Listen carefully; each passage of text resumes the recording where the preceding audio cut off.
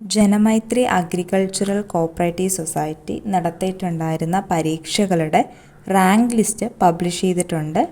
Janamaithri agricultural cooperative സൊസൈറ്റിയുടെ സൈറ്റിൽ കയറി നോക്കുന്ന സമയത്ത് Janamaithri examination rank list 2023-24 published എന്ന് കാണാൻ പറ്റും. അതിൻ്റെ അടുത്ത് തന്നെ ക്ലിക്ക് ഹിയർ എന്നുള്ളൊരു ഓപ്ഷൻ ഉണ്ട്.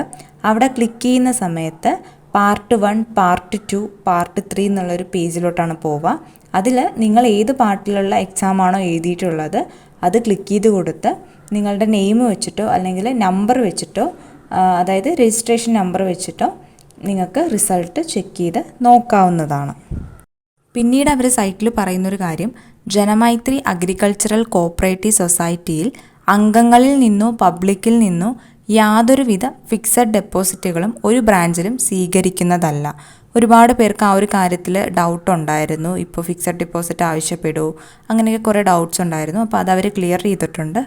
സൈറ്റിൽ പറയുന്നുണ്ട്, ഇപ്പോൾ കോഓപ്പറേറ്റീവ് സൊസൈറ്റിയിൽ അംഗങ്ങളിൽ നിന്നോ പബ്ലിക്കിൽ നിന്നോ ഒന്നും യാതൊരുവിധ ഫിക്സഡ് ഡെപ്പോസിറ്റുകളും ഒരു ബ്രാഞ്ചിലും സ്വീകരിക്കുന്നതല്ല എന്ന്. പിന്നീട് അവർ സൈറ്റിൽ പറയുന്ന കാര്യം, പരീക്ഷ പാസ്സായവരുടെ ശ്രദ്ധയ്ക്ക്. ഓൺലൈൻ പരീക്ഷയിൽ പാസ്സായിട്ടുള്ളവരുടെ ഹാൾ ടിക്കറ്റ് നമ്പർ, പേര്, മാർക്ക് അടങ്ങിയ പൊസിഷൻ ലിസ്റ്റ് പ്രസിദ്ധീകരിച്ചിരിക്കുന്നു. ആയത് നോക്കിയതിനു ശേഷം ഇതിനോടൊപ്പമുള്ള ഗൂഗിൾ ഫോം ഫിൽ ചെയ്ത് സബ്മിറ്റ് ചെയ്യുക. അതിന് താഴെ ക്ലിക്ക് സബ്മിറ്റ് ഫോം എന്നുള്ളൊരു ഓപ്ഷനുണ്ട്. അപ്പോൾ അതിൽ ക്ലിക്ക് ചെയ്ത് നമുക്ക് ഗൂഗിൾ ഫോം സബ്മിറ്റ് ചെയ്യാനായിട്ട് സാധിക്കും. ഇത് ഫിൽ ചെയ്യാനുള്ള അവസാന തീയതി മാർച്ച് 23 വരെയാണെന്ന് പറയുന്നുണ്ട്. അതുമാത്രമല്ല, ഫോം ഫില്ല് ചെയ്തിട്ടുള്ളവരിൽ നിന്നും ജില്ല, ബ്രാഞ്ച് തലത്തിലുള്ള ഒഴിവ് തിരിച്ചുള്ള സീനിയോറിറ്റി ലിസ്റ്റ് മാർച്ച് 25 പ്രസിദ്ധീകരിക്കുന്നതാണ് എന്നും പറയുന്നുണ്ട്. അതായത് പരീക്ഷയിൽ പാസ്സായിട്ടുള്ള ഇപ്പോൾ ലിസ്റ്റിൽ പേര് വന്നിട്ടുള്ള എല്ലാ ആളുകളും അവരെ സൈറ്റിൽ കൊടുത്തിട്ടുള്ള ഗൂഗിൾ ഫോം ഫില്ല് ചെയ്ത് സബ്മിറ്റ് ചെയ്യേണ്ടതാണ്. അതിൻ്റെ ലാസ്റ്റ് ഡേറ്റ് മാർച്ച് 23 വരെയാണുള്ളത്. ഈ ഫോം ഫില്ല് ചെയ്തിട്ടുള്ളവരിൽ നിന്നും ജില്ല, ബ്രാഞ്ച് തലത്തിലുള്ള ഒഴിവ് തിരിച്ചിട്ടുള്ള ഒരു സീനിയോറിറ്റി ലിസ്റ്റ് അവർ മാർച്ച് 25 പ്രസിദ്ധീകരിക്കുന്നതാണ് എന്ന് പറയുന്നുണ്ട്. അതിൻ്റെ തൊട്ട് താഴെ അവർ പറയുന്നൊരു കാര്യം എന്താണെന്ന് വെച്ച് കഴിഞ്ഞാൽ, ഏതെങ്കിലും തരത്തിൽ പേരിൻ്റെ initial, mobile number, email ID, തിരഞ്ഞെടുത്ത കാറ്റഗറി തെറ്റായിട്ടാണ് ലിസ്റ്റിലുള്ളതെങ്കിൽ കൺഫർമേഷൻ ഫോം പൂരിപ്പിക്കുമ്പോൾ ആയത് തിരുത്താവുന്നതാണ്. അതിൻ്റെ താഴെ ക്ലിക്ക് പ്രൊഫൈൽ കറക്ഷൻ ഫോം എന്നുള്ളൊരു ഓപ്ഷൻ ഉണ്ട്. അതുപോലെ തന്നെ അവർ എടുത്തു പറയുന്നൊരു കാര്യം, ഇതിലേതെങ്കിലും ഒരു ഫോം മാത്രമേ ഫിൽ ചെയ്യാവൂ എന്ന് പറയുന്നുണ്ട്.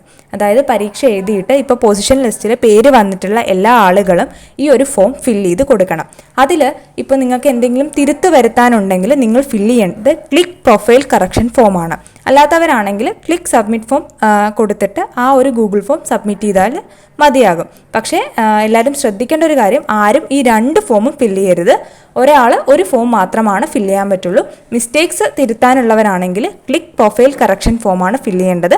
അല്ലാത്തവർ ക്ലിക്ക് സബ്മിറ്റ് ഫോം അതിൽ ക്ലിക്ക് ചെയ്ത ശേഷം ആ ഒരു ഗൂഗിൾ ഫോം സബ്മിറ്റ് ചെയ്താൽ മതിയാവും.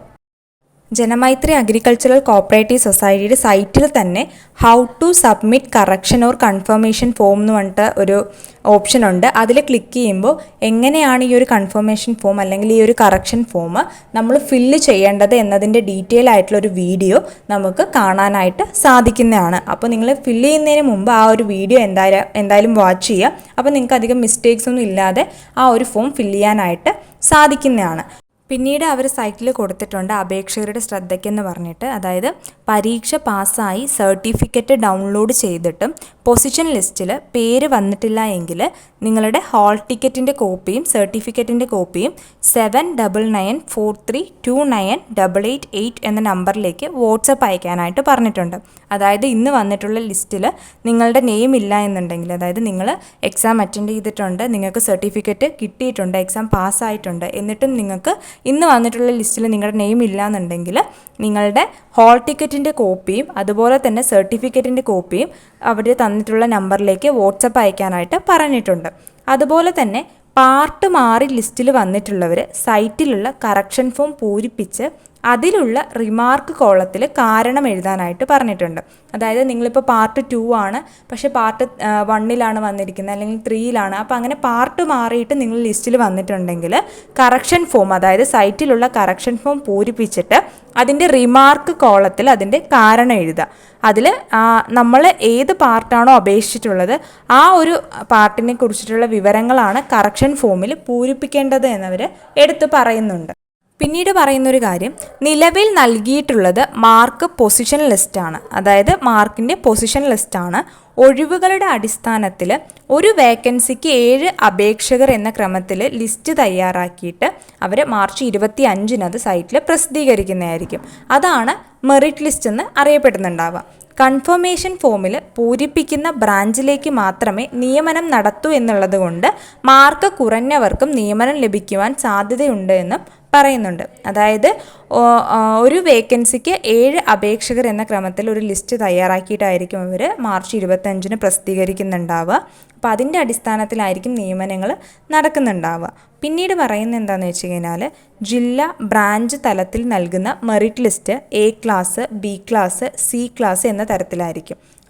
A ക്ലാസ് എന്ന് പറയുമ്പോൾ ആദ്യം പരിഗണിക്കുന്ന ആളുകൾ A ക്ലാസ് ലിസ്റ്റിലായിരിക്കും. B ക്ലാസ് എന്ന് പറയുമ്പോൾ രണ്ടാമത്തെ പരിഗണന ഉള്ള ആളുകളായിരിക്കും. C ക്ലാസ് എന്ന് പറയുമ്പോൾ വെയിറ്റിംഗ് ലിസ്റ്റ് എന്ന തരത്തിലായിരിക്കും. ആദ്യം ഇൻ്റർവ്യൂവിന് ക്ഷണിക്കുന്നുണ്ടാവുക A ക്ലാസ്സുകാരെയും രണ്ടാമത് ക്ഷണിക്കുന്നത് B ക്ലാസ്സുകാരെയായിരിക്കും.